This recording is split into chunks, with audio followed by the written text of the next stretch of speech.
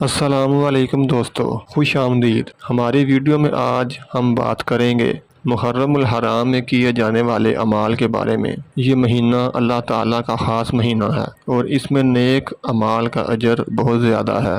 آئیے تفصیل سے جانتے ہیں کہ ہمیں اس مبارک مہینے میں کیا کرنا چاہیے۔ محرم میں سب سے اہم عمل روزے رکھنا ہے۔ نبی کریم صلی اللہ علیہ وآلہ وسلم نے فرمایا کہ رمضان کے بعد سب سے افضل روزے محرم کے ہیں، خاص طور پر 9 اور 10 محرم کے روزے سنت ہیں۔ عاشورہ یعنی 10 محرم کے روزے سے ایک سال پہلے کے گناہ معاف ہو جاتے ہیں، جو اللہ تعالیٰ کی بہت بڑی رحمت ہے۔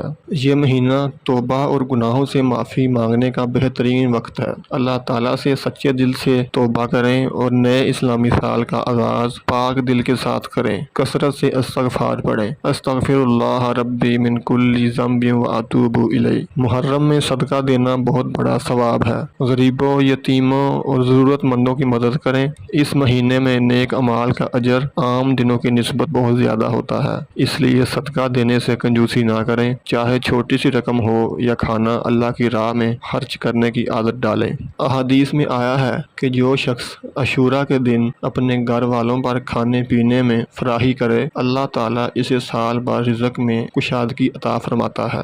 یہ ایک بہت اچھا عمل ہے جو گھر میں خوشیاں اور برکتیں لاتا ہے۔ اس دن اچھا کھانا پکائیں، رشتہ داروں کو بلائیں اور مل کر اللہ کا شکر ادا کریں۔ اس مبارک مہینے میں قرآن مجید کی تلاوت کا خاص اہتمام کریں۔ روزانہ کم از کم ایک پارہ پڑھنے کی کوشش کریں۔ قرآن کے معنی اور مفاہیم پر غور کریں۔ اگر ممکن ہو تو اس مہینے میں قرآن پاک ختم کرنے کی کوشش کریں۔ قرآن کی تلاوت سے دل کو سکون اور روح کو تازگی ملتی ہے۔ فرض نمازوں کے ساتھ نوافل کا بھی خاص اہتمام کریں۔ تہجد، اشراق اور چاشت کی نمازیں پڑھنے کی کوشش کریں۔ اللہ کا ذکر زیادہ سے زیادہ کریں۔ سبحان اللہ، الحمدللہ، لا الہ الا اللہ اور اللہ اکبر کا ورد کریں اور درود شریف کثرت سے پڑھیں۔ محرم 4 حرمت والے مہینوں میں سے ایک ہے، اس لیے اس میں گناہوں سے بچنا اور بھی ضروری ہے۔ قرآن میں اللہ تعالیٰ نے ان مہینوں میں اپنے آپ پر ظلم کرنے سے منع فرمایا ہے۔ جھوٹ، غیبت، لڑائی جھگڑے اور تمام برے کاموں سے مکمل اجتناب کریں۔ دوستو، محرم کا مہینہ